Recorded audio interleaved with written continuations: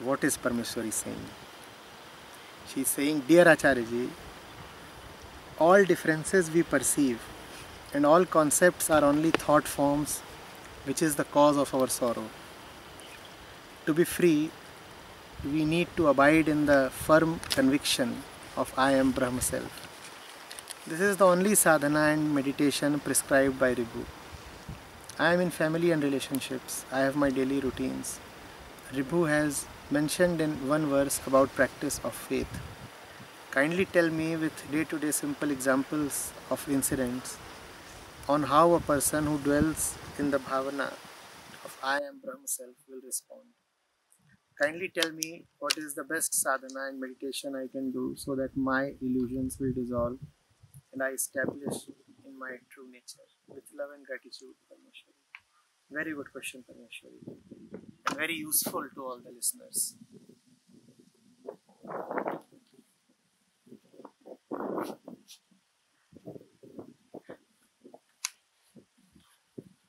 Parameshwari is saying that she is a householder. She is in relationships. She has a family. She is a worldly woman with a sincere heart. She is saying, how do I remain in sadhana? How do I practice my meditation? Because what Ribhu is saying is that the only meditation is I am Brahma Self. Parameshwari, listen carefully. I am Brahma Self means I am not limited, right? I am not limited. I am not in need. Because whatsoever is limited would always be in need. If it is limited, it can be enhanced, increased. It can be added to. Are you getting it? If you are the Brahma Self, then you are not someone who can be enhanced or diminished. Go into the implications of this. If you are the Brahma Self, then you don't have to worry about your well-being. Neither can you be harmed nor can you be benefited. Which means that in your relationships and in your day-to-day dealings, you will not act as if your own interests are at stake. That is the implication of living as the Brahma Self in the middle of the world. You are asking how to be the Brahma Self and still be a worldly woman who has her family, her relationships, and her house to take care of. We don't take care of our family or relationships. Ordinarily, we just keep taking care of ourselves. We may act as if we are very worried about our husband or our son, but are we ever worried about anybody other than ourselves? That is because you do not abide as Brahm. You abide as someone very limited and hence someone very vulnerable. You never take care of your daughter or your son. You only have your own personal and petty interests in your mind. And to make matters worse, you act as if you are talking of others' welfare. The one who will abide as Brahma Self will only take care of the genuine interests of the other. She will not act to fulfill her own little insecurities. A mother who abides as Brahm will be really a divine mother. Now the daughter will truly prosper. And a father who does not abide as the Brahma Self will be a very dangerous father, because he will ask his son to do things that the father likes, not things that are really good for the son. Do you now see why there is so much conflict in the world and why relationships are a hell? Because we are related to the other as incomplete people, not as Brahm. We go to the other to latch on to the other. We go to the other to be dependent on the other or to make the other dependent on ourselves. We go to the other so that some of our expectations can be fulfilled. If you abide in the Brahma self, can you ever use the other to fulfill your personal desires? Please tell me. If you abide as Brahma, would you ever use your husband or your father or your daughter or your son to fulfill your personal expectations? No, you will not do that. Then you will genuinely ask, what is really in the interest of the other person? What is really in my wife's or husband's or son's interest? And you will do only that. And do you know what is the only welfare that you can bring to the ones related to you? Bring them unconditional freedom. That is the only duty of a husband, wife, father or mother, or a friend, or a neighbor, or anybody. That is the only way you can be truly related to the other. Bring freedom to the other, bring joy to the other. And that is also the only definition of love. When you are concerned not about yourself but about the welfare of the other, only then you can say that you love. Otherwise, you are just a parasite. Otherwise, you are just trying to extract your pound of flesh. Brahm does not extract any flesh from anybody.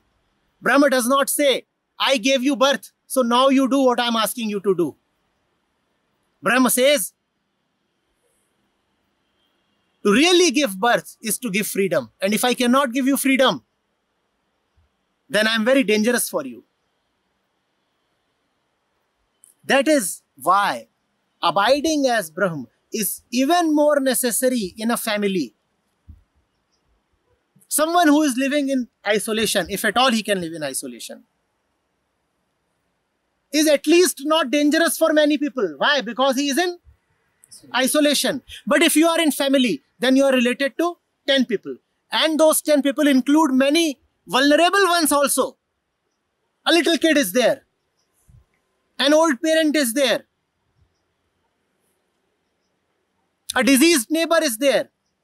Or someone who is emotionally attached to you is there. And you are not abiding as Brahm. So who are you? Someone who is afraid and someone who must first take care of his own insecurities and interests. So what will you do then? What will you do to these 10 people? How will you use them? If you are internally insecure and there are 10 people around you, what will you do with them? Tell me, what will you do with them? You will just use them for your own selfish interests. And that is what 99.9% of parents do, and husbands do, and people do, and wives do. Because they are not complete within themselves. And this completeness is called the Brahma Bhav. Because they do not abide as Brahm. So they just use anybody they come upon or come across to fill their internal hollow. Get a husband so that he can be exploited. Get a wife so that she can be consumed.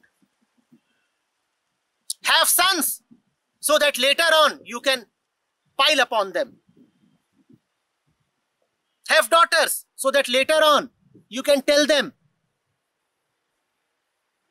that you get married as per our choice and you live a life of our decision. You know who does all these things?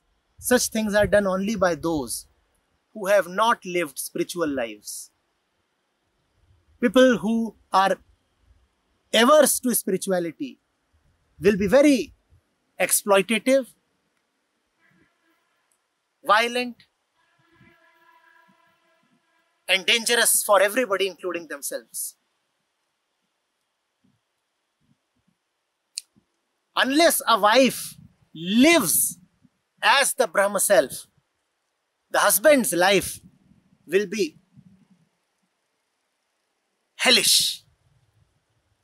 Unless the father lives as the Brahma self, he will keep torturing the son.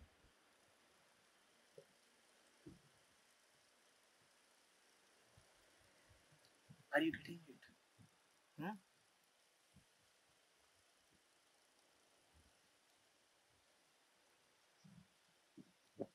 Look at your lives honestly and ask yourself, do you really want the others' welfare? Or is it just that whenever you are talking of the others' welfare, you are only looking to extend your own desires through the other?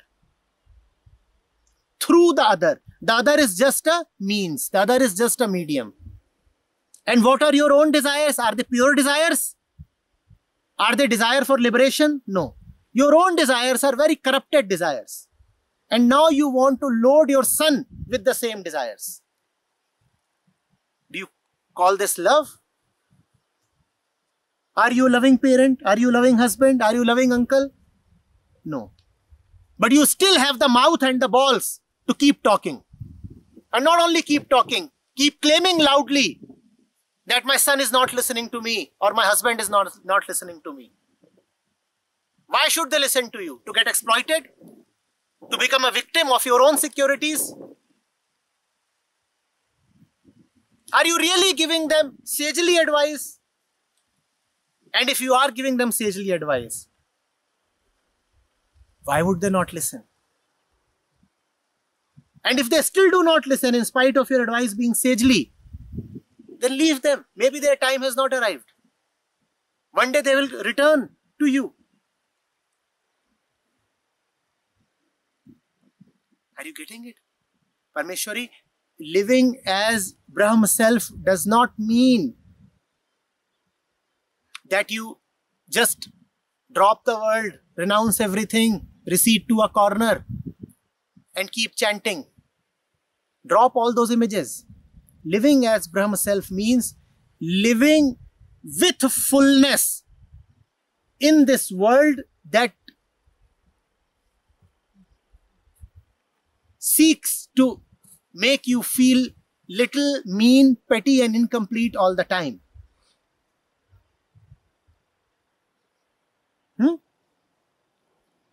The society, Prakriti, religion, education, the bombardment of the media, they all can potentially make you feel so small. Living as Brahma means living in the middle of all that bombardment and yet retaining one's inherent fullness. You cannot make me feel little. You cannot make me feel complexed. I am neither inferior nor superior. You cannot turn me neurotic. You cannot pass on your own insecurities to me. You cannot make me inherit your rotten life. That is what it means to live as Brahma. I will not be belittled. And because I am not belittled, now I am so much and so big that I will give. The one who lives as Brahma gives abundantly and gives unconditionally. What else will you do when you have so much? You can only distribute and distribute without expectations. One mark of the person who is petty and mean and not spiritual is that he keeps expecting. Please do this. Please do that. He feels that the entire world is there just to fulfill his expectations. Of course, he has no handle, no control on the entire world. So he wants to control those who are dependent on him. You are my wife. You do what I say. You are my daughter. You must follow my instructions. You are my son. You must do my bidding. When you abide as the Brahma self, you have no expectations left for yourself because you are already supreme, already at the peak. Now you can only give. Now even if you have expectations, those expectations are for the others' welfare, not your own. You say, I have arrived, I have retired, I am peaceful and complete. My story has ended. If I am alive now, my only objective is that your story too must end. I am now not breathing for my personal pleasure. Now I am breathing so that your breath does not go waste.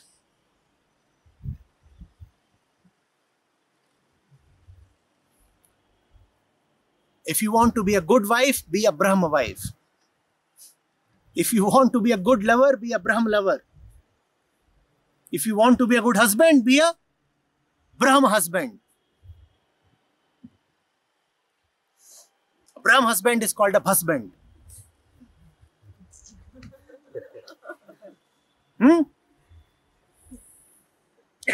No more hubby, call him bhabhi. Only then would there be peace in the family. If he is hubby, then there would only be quarrels. He must be bhabhi. Now peace. No more lover. Lover. And baby should be baby. Brahma baby. Now it's all right. Otherwise, baby is very dangerous.